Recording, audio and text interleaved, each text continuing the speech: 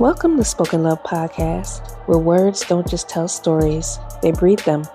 Here we strip love and life down to the bone, unfolding our truths in rhythm and rhyme, through dialogue that's part poetry, part confession, and all real.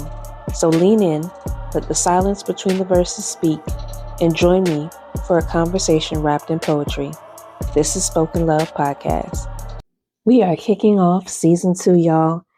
And we're doing something very different this time, something much deeper. This season is all about storytelling and poetry, where love isn't just described, it's felt. I'll be reciting chapters from a short story I wrote, pieces of my own journey stitched into fictional hearts. It's love, life, and becoming, all woven together. You'll hear the sweetness, the longing, the mistakes, the lessons, the things we rarely say out loud. And as each chapter unfolds, you'll find yourself leaning in, eager to know what happens next. Because this isn't just a story. It's a reflection of how we love, how we lose, and how we learn to choose ourselves again. Riveting, tender, honest. Welcome to Season 2. Chapter 9, When Love Becomes Legacy. San Diego, 1 year later. The ocean no longer whispered new beginnings. It sang home. Chase had moved 6 months ago. He rented a townhouse 10 minutes from Bri's and built a West Coast branch of his firm. The transition wasn't smooth, but it was steady. Faith made the flight, not fear. They weren't rushing titles, just growing roots. Naomi admired him, calling him Mr. Chase in public and Coach at home because he helped with science projects and taught her how to build toy drones. Patience and purpose, he'd say, and that's how everything flies. And Bri, she was learning how to rest in love that didn't require performance. For once, she didn't have to lead the whole time. She could lean, a test in the quiet. Then came the storm. Naomi fell ill one weekend, nothing serious at first, but fever turned to fainting. Doctors called it an infection that triggered an autoimmune flare. Bri's world tilted.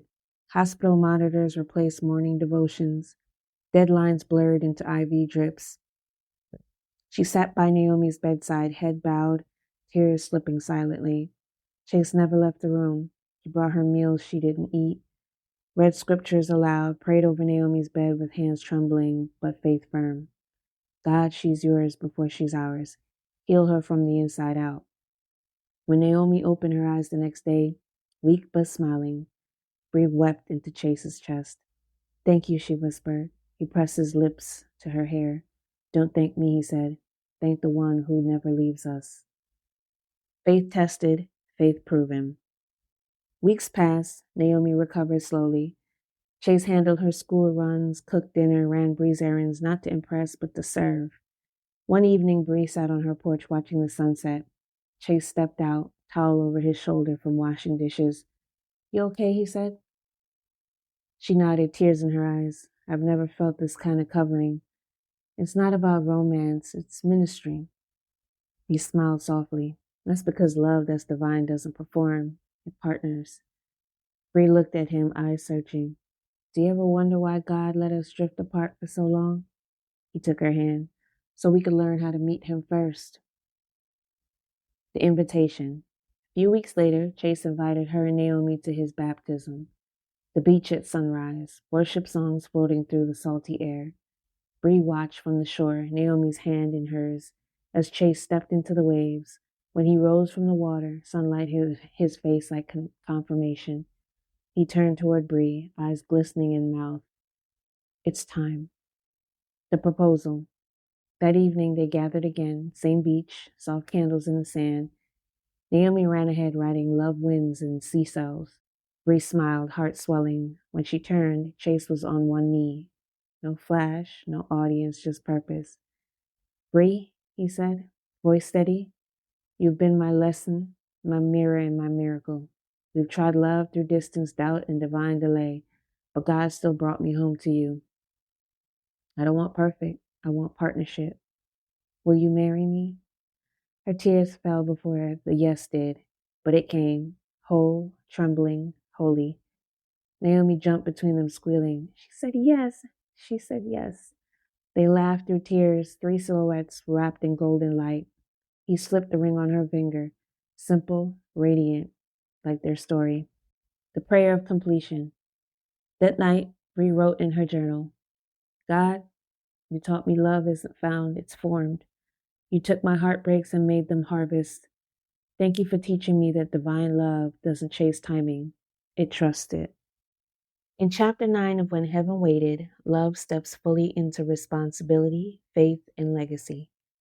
Bri and Chase are no longer navigating possibility. They are living in alignment. Settled in San Diego, they build a life rooted in partnership, intentional parenting, and spiritual covering. This chapter brings a pivotal test that strips away pretense and reveals true devotion. When Naomi's health is unexpectedly challenged, Bri's world momentarily stands still. In the midst of fear and uncertainty, Chase doesn't hesitate. He shows up fully, praying, serving, and standing as family in action, not just intention. Through this season, Bri realizes she's not just loved, she's covered. Chase understands that leadership begins in surrender, and together they witness how faith turns trials into testimony. Chapter 9 reminds us that divine love is proven not in celebration but in crisis. It is steady when life shakes. It is present when fear speaks loudest. And as the chapter closes, it becomes clear this love was never just about romance. It was always about legacy. And just like that, another chapter closes. But the story of love and life never really ends. If these words moved you, share them, carry them, live them out loud. Follow Spoken Love Podcast wherever you listen, and meet me here again, where the dialogue stays candid and the poetry stays alive.